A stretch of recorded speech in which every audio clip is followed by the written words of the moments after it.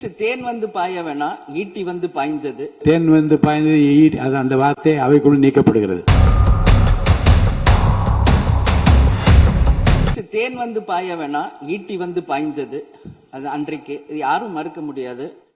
அதே போல இன்றைக்கு நம்மளுடைய பேரவையில முதல்வர் அவர்களுடைய பிறந்த நாள்.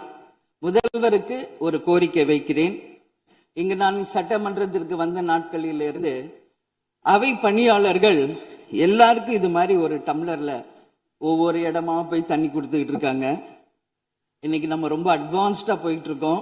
இன்னும் ஸ்டில் அந்த ஓல்டு மாதிரி போயிட்டு இருக்கு. இல்ல ஒரே ஒரு விஷயம், மாண்பு உறுப்பினர் வந்து இந்த தேன் வந்து பாய்ந்தது அது அந்த வார்த்தை அவைக்குள் நீக்கப்படுகிறது. அதை எடுத்துருங்க.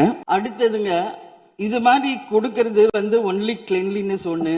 அவை பணியாளர்களுக்கு நிறைய வேலை இருக்கு. ஒவ்வொரு டேபிளா அவங்க தவழ்ந்து வந்து கொடுக்கறது நமக்கே பார்க்கறதுக்கு ஒரு மாதிரி இருக்கு.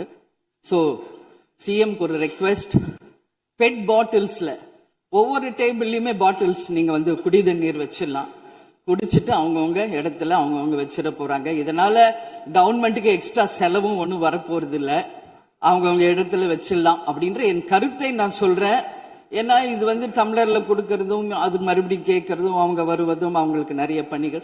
அது பதில் ஒவ்வொரு சீட்ல ஒரு பெட் பாட்டில்ஸ் மாதிரி கண்ணாடி பாட்டில்ல வாட்டர் வச்சுட்டா அவங்களுக்கு தேவைக்கு எடுத்துட்டு கொடுத்துடலாம்.